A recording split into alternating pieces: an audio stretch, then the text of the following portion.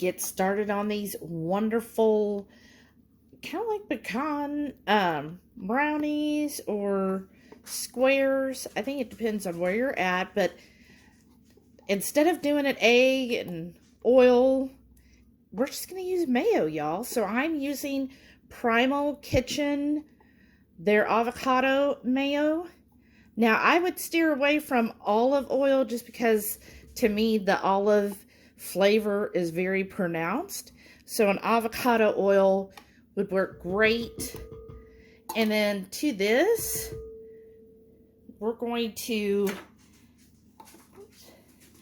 add a teaspoon of vanilla paste, or vanilla extract works as well. I just think paste gives a really defined flavor. And for all of this, a teaspoon will go a long way. Ooh, look, I'm almost out, y'all. All right, pour that in. And then the last thing we got to do is add we're going to use brown Swerve, or whatever brown sweetener you use. So we're doing 3/4 of a cup, and we'll spin and blend this all together, and then we'll add the rest. With the mixer on low, I'm going to start slowly adding in our Pork Panko flour. So you want a cup of this flour, and then we're going to just use a half a cup of the chopped pecans. So you want to reserve 1/4 of a cup of chopped pecans for basically decor. So we'll add this and the chopped pecans, and also you want to add 1/4 of a cup of coconut flour. Now in your dish, this is a 9x11 dish, I believe. Make sure it's well greased, or use parchment paper. And then one thing I did decide to do at the last minute is I added in 1.5 ounces of Lily's white chips, but any flavored chips will do. And that's only, if you want to take it up there, that's purely optional. And I'm going to pour all of this into our baking dish. And make sure your oven is preheated to 350. And then for our frosting, have your cream cheese out and make sure it's getting to room temperature. And then I'm just going to pack this in here. Now, if you use a smaller container, like an 8x8 or 7x7, then that'll get you a little bit thicker squares.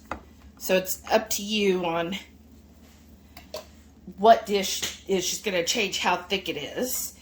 So we're going to pack this down, make sure it's even across, and then I'll put it in our preheated oven for about 15 minutes. And then you should see it start to brown around the edges, and the center should no longer be jiggly. You should be able to put a toothpick in and it come out clean. Right there, those little brown crispy edges, that's what you're going for. It might seem still a little soft in the center, but it's kind of like brownies. As you let it sit, then it's going to solidify. So we're going to let this sit and come completely cool before we put the frosting on. While that is cooling, we're going to start on our frosting, which is cream cheese. So I want 1/2 block or 4 ounces of cream cheese. And then I will add a teaspoon of either lime or lemon juice. I've got lime juice, so that's what I'm going to use. And just a teaspoon. And then we want 1/4 of a cup of either powdered or granulated sweetener. Just make sure that you have gone through and there's no clumps in it. Or you could use a liquid sweetener. And then we'll whip this up until we got it nice and whipped. And here we have it. It has completely cooled. And then I am going to attempt to put the cream cheese frosting. Now you could smear it on, or I'm going to try to do like a little rosette. There we go. Ooh, that looks cute. Okay, and then we'll take